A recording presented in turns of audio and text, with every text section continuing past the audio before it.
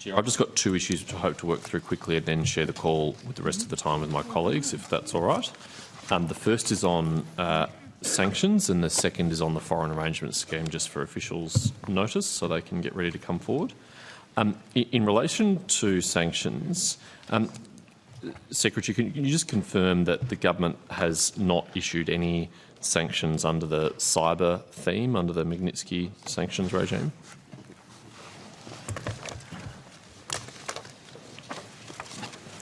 Senator, I'll pass to Ms Heckscher.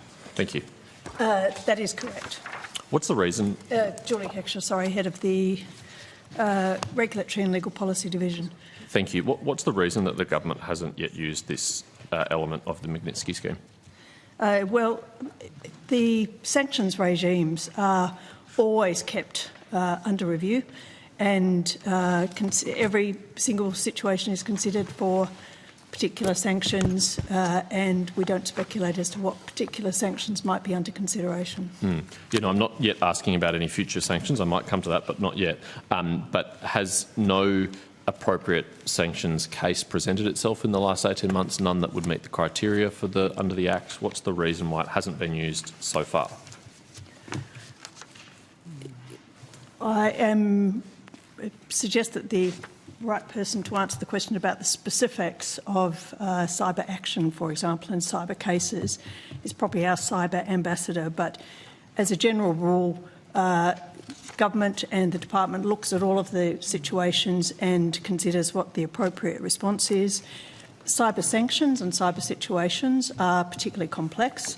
There are issues such as what kind of evidence you might be able to gather, whether it's the right time to use it, whether there is material that can be attributed and the like. So it is a very complex situation, as I do appreciate that. You understand. Yeah. So is your evidence that we haven't been able to attribute any malign cyber conduct? I'm not commenting on any specific situations. I know. I understand that. I'm happy to add Senator Brendan Dowling, Ambassador for Cyber Affairs and Critical Technology. The sanctions regime, as you know, is one tool in how we deal with major cyber incidents. That we haven't used the cybercrime sanctions regime doesn't mean that we aren't looking at its use when we see significant cyber incidents affecting Australia or affecting partner countries. But because it's one tool, we do need to work in closely with operational colleagues, including from ASD, about establishing the evidence regime behind the use of sanctions, but also at what other options there are to respond to those incidents.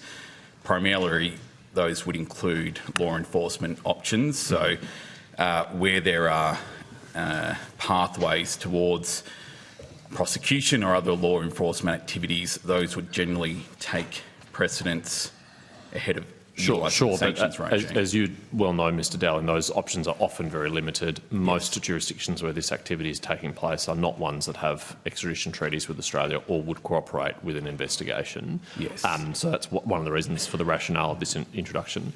I asked ASD at estimates last night and they said there have been 2 instances where they've provided technical advice which they had a high level of confidence in that they could attribute responsibility for cyber incidents against Australia. So it does seem to me like there is the evidence base there to do it. Is it a policy decision that we haven't used this tool? Is there some other rationale?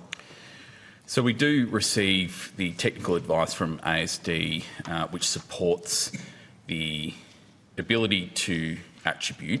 Whether that technical evidence meets the thresholds to utilise the sanctions regime is a judgment made within DFAT. So that's only one part of the picture. That technical evidence also is provided to other government agencies, including policing agencies. So there is consideration as to how that technical evidence supports the options, which include law enforcement options. So simply having the technical evidence doesn't necessarily immediately imply the use of sanctions. It's one precondition, it's not all of them, I appreciate that. Correct. Okay, look, I hope at a future round of estimates we can talk about how it has been successfully used, because it would be a shame if we went to the effort to legislate this regime and not take advantage of it. It's one of the limited options we do have to try and shape the behaviour that we want to see in international cyber norms. Yes, and we would agree with the effectiveness of that as a tool. Thank you.